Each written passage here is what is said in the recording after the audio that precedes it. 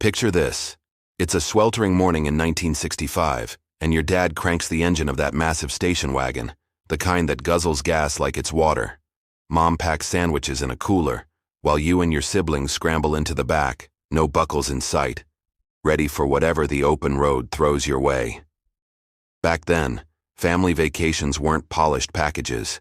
They were raw adventures, full of surprises that could thrill or terrify. But beneath the fun lurked secrets about dangers and divides that few talk about today. Let's peel back the layers on those iconic 60s and 70s road trips. The spark for these epic journeys ignited right after World War II, when everything aligned for the average family. Cars got better, with models like the Chevy Bel Air rolling off lines, and incomes rose enough for folks to dream beyond their backyards. The Federal Aid Highway Act of 1956 kicked off the interstate system, turning bumpy back roads into smooth ribbons of asphalt that stretched from coast to coast.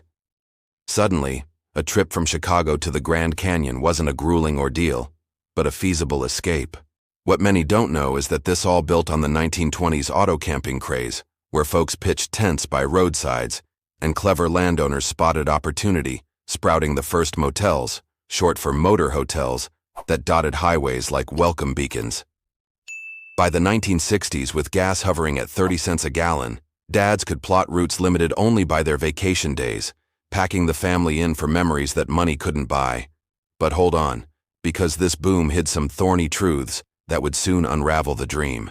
Inside that rolling metal box, life was a mix of boredom and bliss that kids today can barely imagine. You'd slide across vinyl bench seats, windows cranked down for a breeze since air conditioning was a luxury few had. No tablets or movies, just the crackle of the AM radio, fading from pop hits to twangy country as you left city limits. Games kept sanity intact, spotting license plates from all 50 states, or the alphabet challenge using road signs. Siblings poked and prodded, earning mom's stern glare in the rearview while dad threatened to pull over if things got rowdy. Shocking now, but seatbelts were optional until the late 60s, and kids often sprawled in the way back of wagons, inches from exhaust. Secondhand smoke filled the air as parents puffed away, oblivious to risks. These hours forged bonds, but they also exposed families to unseen perils, like fatigue from non-stop drives. And just when the whining peaked, a glimmer appeared, a roadside stop that promised relief, though not always what it seemed. Those pit stops were the heartbeat of the trip, breaking the monotony with steaming coffee and quirky finds. Forget chain drive-thrus. You'd pull into a truck stop cafe, where waitresses in crisp uniforms poured from glass pots into ceramic mugs, ashtrays at every table. Kids slurped orange soda while connecting dots on paper menus, and parents stretched legs amid the hum of semis. Historical markers begged for pauses, dad reciting facts about battles or pioneers, while mom eyed scenic overlooks for photos. Billboards were masters of temptation, series after series hyping world's largest this or that, luring you miles off route to spots like the Corn Palace in South Dakota, a building decked in corn ears. Fiberglass giants, Paul Bunyan statues, massive fish, demanded snapshots, charting family growth year by year. But here's the twist. Many were clever ruses, designed to part tourists from dollars with exaggerated claims. And as you reloaded for the next leg, whispers of deeper issues loomed, especially in destinations that weren't welcoming to all. Destinations back then revolved around America's natural bounty, drawing families to places that felt worlds away from home. In the West, national parks like Yellowstone beckoned with geysers and wildlife, families hiking trails or picnicking by lakes. The East offered mountain retreats in the Catskills, where Borscht Belt resorts mixed comedy shows with relaxation, or the Poconos heart-shaped tubs for honeymooners spilling into family vibes. Beaches from Cape Cod to Florida's shores meant sandcastles and swims, while the South had spots like Gatlinburg near the Great Smoky Mountains, born from the 1934 National Park. Midwest gems included Wisconsin Dells with its boat tours, or Missouri's Lake of the Ozarks for fishing.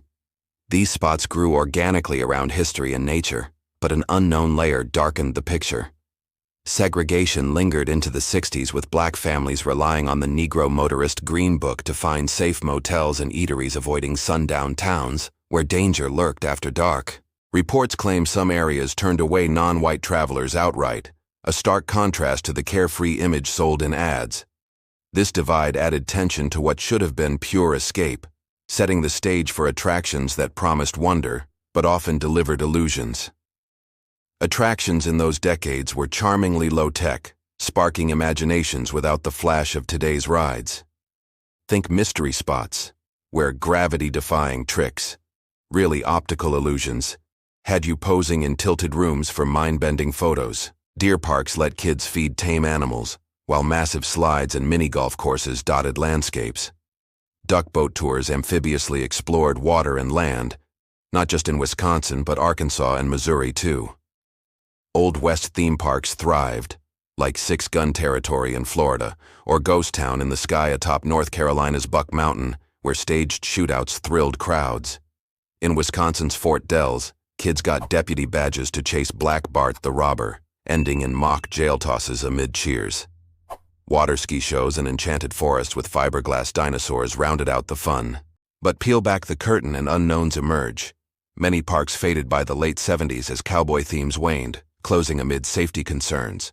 Rumors suggest accidents from rickety rides went unreported.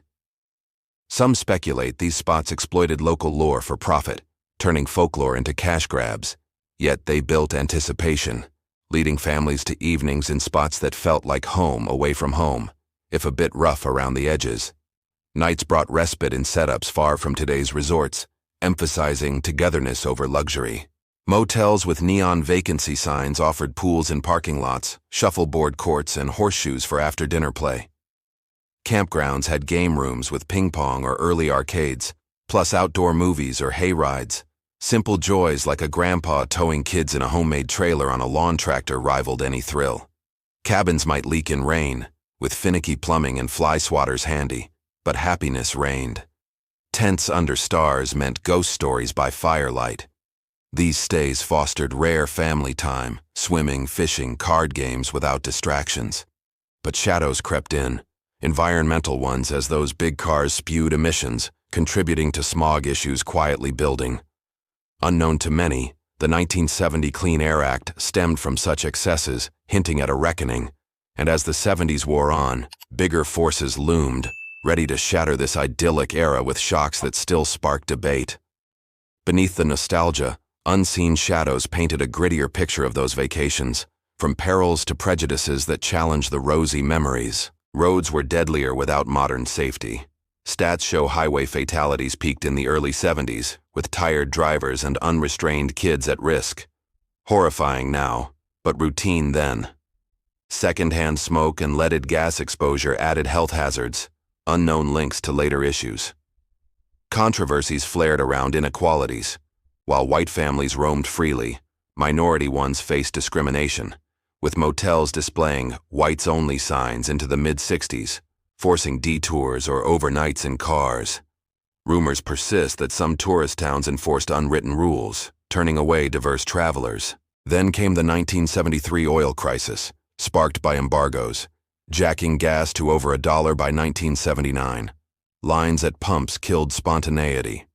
Speculation abounds that political maneuvers exaggerated shortages, with reports claiming U.S. policies fueled the chaos.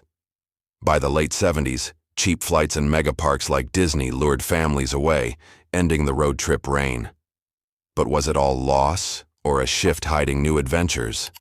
Looking back, those 60s and 70s road trips wove a tapestry of freedom, family, and forgotten risks that defined a generation. From highway booms to quirky stops, natural escapes to deceptive thrills, they offered unfiltered joy amid hidden divides like segregation and dangers. The oil crisis marked the end, but recent buzz suggests a revival. Families in 2025 ditching planes for drives, chasing that old simplicity amid rising costs. Rumors swirl of retro resorts mimicking the era, sans the perils. What if we recaptured that spirit today, blending nostalgia with safety? It leaves you wondering, in our screen-filled world, could hitting the road again unlock bonds we've lost?